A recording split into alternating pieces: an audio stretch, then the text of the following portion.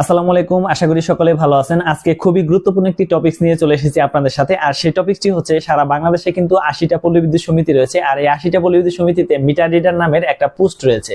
তো এই পোস্ট থেকে আসলে কি কি কাজ করতে হয় আজকে আমরা সেই বিষয় সম্পর্কে জানবো। চলুন দেরি না করে দেখা যাক মিটার রিডারদের কাজ কি কি।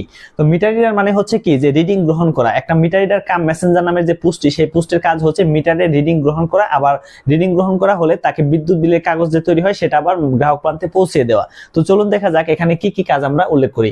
তো এখানে দেখা যাচ্ছে যে সঠিকভাবে মিটারের রিডিং গ্রহণ করা। তার মানে আপনি যখন এই মিটার রিডার পদে চাকরি করবেন তখন আপনাকে একটা কাজ করতে হবে কি, যে সঠিকভাবে গ্রাহকদের রিডিং, মিটারে যত ইউনিট ব্যবহার করেছে সেই ইউনিটকে আপনাকে লিখে নিয়ে আসতে হবে। এটা হচ্ছে প্রথম কাজ। তো সঠিকভাবে অবশ্যই রিডিং গ্রহণ করতে হবে। তারপরে হচ্ছে বিলের কাগজ গ্রাহক প্রান্তে পৌঁছে দেওয়া। এখন আপনি যে রিডিংটা গ্রহণ করে নিয়ে আসলে সেটা কিন্তু বিদ্যুৎ অফিসে আনার পরে সেই গ্রাহকের এগেইনস্টে একটা বিলের কাগজ তৈরি হবে। পুনরায় সেটা আপনাকে নিয়ে আবার গ্রাহক প্রান্তে পৌঁছে দিতে হবে, যাতে করে সে টাইম মতো বিলটি দিতে পারে। তারপরে হচ্ছে রিপোর্ট করা। এখন রিপোর্ট করা মানে হচ্ছে যে গ্রাহকের যে মিটারটি রয়েছে সেটা কি সঠিকভাবে আছে, নাকি কোনো অবৈধ করেছে, নাকি মিটারের কভার ভেঙে গেছে, নাকি কোনো সিল নষ্ট হয়ে গেছে, নাকি মিটারটি যথাযথভাবে স্থাপন করা নেই। তো যদি কোনো ধরনের এই সমস্ত কোনো ঝামেলা বা কোনো ধরনের অবৈধ অথবা কোনো ধরনের ত্রুটি পাওয়া যায় সেটা সম্পর্কে একটা রিপোর্ট লিখতে হয়। তো সেই রিপোর্টটার নামই হচ্ছে রিপোর্ট করা। তার মানে ওই মিটার সম্পর্কে আপনি একটা রিপোর্ট করে অফিসকে আবার জানাতে হবে। তারপরে হচ্ছে বকেয়া তদারকি করা। এখন অনেক গ্রাহক আছে যারা যে কোনো প্রবলেমের কারণে বিদ্যুৎ বিল দিতে পারে না, তাদেরকে অবশ্যই যদি বিল বাকি রাখে তাহলে সেক্ষেত্রে এই বিলটা যাতে তারা দিতে পারে, দ্রুত গতিতে দিয়ে দেয়, সেক্ষেত্রে তাদেরকে উদ্বুদ্ধ করতে হবে। আপনাকে বলতে হবে যে হ্যাঁ, বিদ্যুৎ বিল বাকি আছে, আপনার একটু দিয়ে দেন, এটা তদারকি করতে হবে।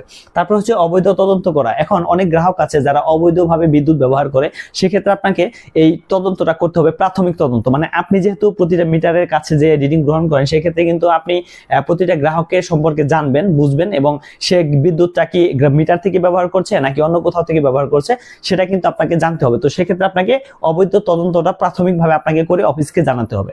তারপর হচ্ছে গ্রাহকদের তথ্য দিয়ে সহায়তা করা।